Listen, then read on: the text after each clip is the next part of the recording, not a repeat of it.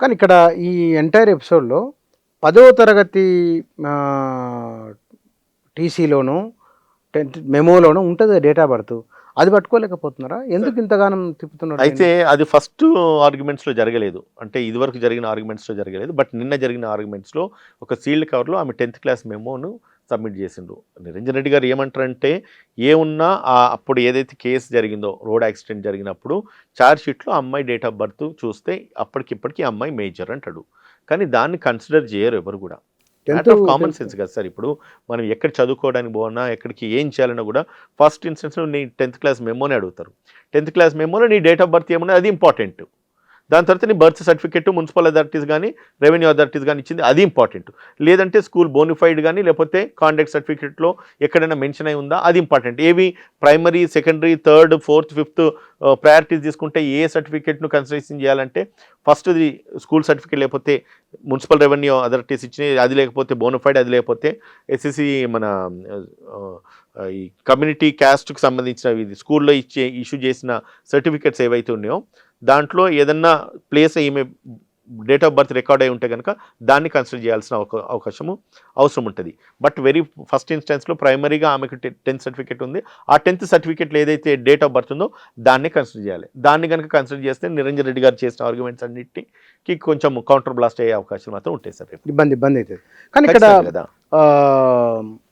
మీడియాలో జరుగుతున్న చర్చ, ప్రధానంగా సోషల్ మీడియాలోనే జరుగుతున్న చర్చ కోర్టులను కూడా ప్రభావితం చేస్తున్నది. అయితే సార్ ఇప్పుడు కోర్టులను ప్రభావితం చేస్తున్నారు అంటే మీరు జడ్జి ఇట్లా అన్నారు, ఇట్లా వస్తున్నది ఆమె మీద అటువంటి అలిగేషన్స్ వస్తున్నాయి కాబట్టి అది కరెక్ట్ కాదు. అంటే యాజ్ అడ్వకేట్గా నేను అటువంటి కూడా సాక్ష్యాధారాలు లేని అటువంటి ఆరోపణలు కోర్టుల మీద చేయొద్దు. అండ్ అందులో అక్కడ ఫిమేల్ జడ్జెస్ ఉన్నారు, బాగా సెన్సిటివ్ ఉంటారు. అప్పటికీ ఆమె బాధనైతే ఎక్స్ప్రెస్ చేసి బాగా ప్రెజర్ ఉంటుంది.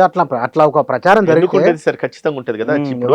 ఒక చిన్న అబ్బాయి మీదనే ఇటువంటి అలిగేషన్స్ వచ్చినాయి అన్నప్పుడు ఆయన ఎంతైతే ఇబ్బంది పడుతున్నారో, ఒక కోర్టు మీద అటువంటి తప్పుడు అలిగేషన్స్ వచ్చినప్పుడు వాళ్ళకు కూడా మనోభావాలు దెబ్బతింటాయి. కాబట్టి అటువంటి అలిగేషన్స్ ఆధారం లేని అలిగేషన్స్ అయితే చేయొద్దని చెప్పి నాకు సబ్మిషన్. కానీ ఇక్కడ ఏంటంటే ఒకవేళ ఆయన బండి సంజయ్ కుమారుడు కాకుంటే గనక ఈ విషయం అయితే చర్చ లేదు. ఇన్ని లోతుపాతలు పట్టించుకునే వాళ్ళు కాకపోవచ్చు. కుమారుడు కాదు అంటే నిన్న ఒకవేళ కాకుంటే గనక ఇంత చర్చ ఉండేది కాదు. ఎక్కడ ఆమె కుమార్ కాకపోతే గనక నిన్న అంతసేపు కూడా కేసు 11, 10:30, 9:30 మొదలుపెట్టి 11:30 దాకా కూడా వినకపోయేది. Late night. ఎందుకంటే వన్స్ ఇష్యూ కాంట్రవర్సీ అయిందంటే జస్ట్ హోమ్ మినిస్టర్ సన్ కాబట్టి, అండ్ దాని తర్వాత దాన్ని జస్టిఫికేషన్ క్లారిటీ ఇవ్వాలి కాబట్టి 74 ఐటమ్ నెంబర్ ఉన్నప్పుడు కూడా లేట్ నైట్ దాకా, అంటే 30 ఐటమ్ నెంబర్ 34తో స్టార్ట్ అయింది. ఎప్పుడు 4:30కో 5 o'clock కోర్ట్ క్లోజ్ అయిన తర్వాత, డివిజనల్ బెంచ్ క్లోజ్ అయిన తర్వాత సింగిల్ బెంచ్ కూర్చున్నప్పుడు 34 నుంచి 74 దాకా వినాల్సిన పరిస్థితి ఏర్పడ్డది. అంటే సమాజాన్ని ఎట్లా ఈ కేసు ఇన్ఫ్లుయెన్స్ చేస్తున్నది, రేపు ఏం జరుగుతుందేమో అన్న ఉత్కంఠ పబ్లిక్ మైండ్స్లో ఉన్నది. అండ్ సోషల్ మీడియాలో ఇటువంటి నెగిటివ్ ప్రచారాలు ఎక్కువ అవుతూ ఉన్నాయి. అండ్ కోర్టులను కూడా సందేహించే పరిస్థితులు ఏర్పడుతూ ఉన్నాయి. కాబట్టి ఖచ్చితంగా కోర్టు ఇంట్రెస్ట్ మీద నిన్న లేట్ అయినప్పుడు కూడా ఒక ఆర్గ్యుమెంట్స్ని క్లోజ్ చేసినారు. క్లోజ్ చేసిన మంచి పని నేను ఓపెనింగ్లో చెప్పిన కదా. ఎటువంటి ఆర్డర్స్ పాస్ చేయకపోవడం మాత్రం ఒక గుడ్ సైన్ కోర్టు మీద కానీ సమాజం మీద కానీ. సరే, ఏమొస్తుంది అనేది మనకు తెలియదు, దాని మీద మనం ఇప్పుడు మాట్లాడలేము మనం. కాబట్టి ఇక్కడ ఈ సమాజానికి ఒక అవగాహన కోసం, ఎందుకంటే సమాజంలో పేరు పలుకుబడి ఉన్న వాళ్ళకు సంబంధించిన ఈ కేసులు వచ్చినప్పుడు సహజంగానే విస్తృతమైన చర్చ ఉంటుంది.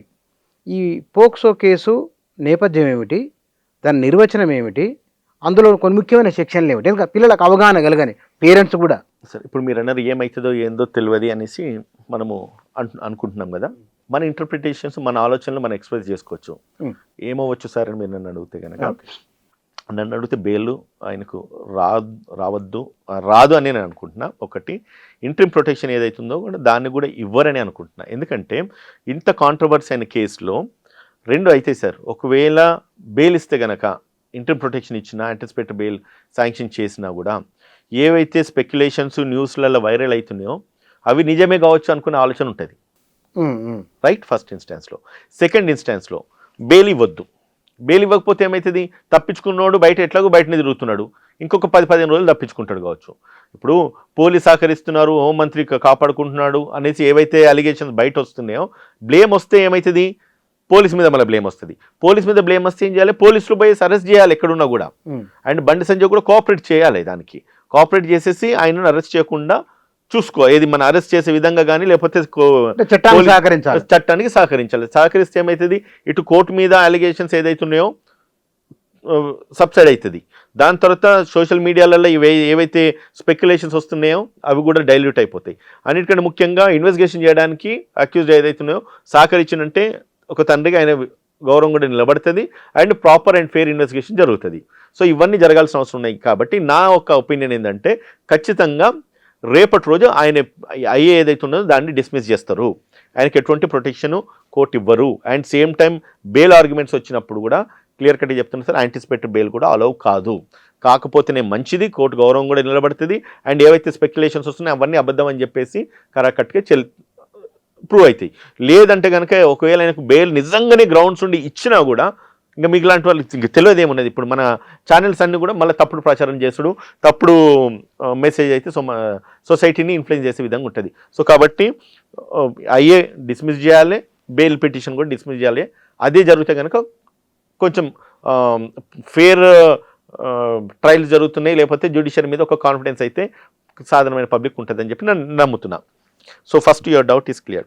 సెకండ్, మీరు అడిగిన పాయింట్లో ఒకవేళ ఇటువంటి జరిగితే ఏమి ఆఫెన్సెస్ ఉంటాయి అండ్ ఎటువంటి శిక్షలు ఉంటాయి, ఇది చాలా చాలా చాలా ఇంపార్టెంట్. డెఫినేషన్ పోక్సోలో నిర్వచనం నుంచి, పోక్సోలో ఎప్పుడైతే ఒక మైనర్ గర్ల్ మీద ఒకవేళ రేప్ అటెంప్ట్ జరిగితే, సెక్షువల్ అసాల్ట్ జరిగితే, it is not mere penetration, just అమ్మాయిని టచ్ చేసిన, ఆమె ప్రైవేట్ పార్ట్స్ని టచ్ చేసిన, ఆమెను ముట్టుకున్న, ఆమెను అట్లీస్ట్ ఫోర్ ప్లే చేసిన ప్రతిదీ, అంటే సెక్షువల్ కాండక్ట్స్ కానీ సెక్షువల్ బిహేవియర్స్ ఏవైతే ఉంటాయో ఏ ఒక చిన్న అఫెన్స్ ఆమె మీద కనుక జరిగినా కూడా అది ఖచ్చితంగా పోక్సోలో అట్రాక్ట్ అవుతుంది. అండ్ ఒక అమ్మాయి మైనర్ గర్ల్ కనుక ఆమె సెక్షువల్ అసాల్ట్ జరిగింది, అది పోక్సో కేసు నిరూపించతే కనుక, నిరూపణ అయితే it is 20 years and above punishment, life imprisonment, అవసరమైతే డెత్ పెనాల్టీ కూడా ఉంది. కాబట్టి పిల్లలు కూడా గమనించండి. దో వీఆర్ చిల్డ్రన్, అంటే 20, 21, 22 వరకు మనం ఏమనుకుంటాం, వాళ్ళు పిల్లలు కదా అనుకుంటాము. కానీ వాళ్ళు ఇంకొక అమ్మాయితో కలిసినప్పుడు మైనర్ గర్ల్స్ అయితే కనుక 18 years 1 day అయినా కూడా పర్లేదు సార్.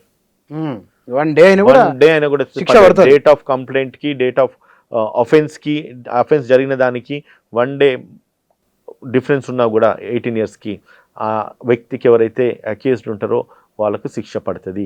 కాబట్టి ఒళ్ళు దగ్గర పెట్టుకొని వ్యవహరించండి అని చెప్పి పిల్లలకి చెప్తా. అండ్ మేజర్ పేరెంట్స్ కూడా వాళ్ళకు మానిటరింగ్ పెట్టుకోండి అని చెప్పి పదే ఛానల్లో నేను చెప్తా ఉన్నాను, మళ్ళీ కూడా అదే చెప్తున్నాను నేను. ఇప్పుడు దీని పోక్సో చట్టం నేపథ్యం ఏమిటి, ఏ నేపథ్యంలో ఈ చట్టం వచ్చింది సార్? ఇప్పుడు మనం అనుకుంటాం సార్, మీ ఏజ్ ఎంతో నాకు తెలియదు, చెప్పండి.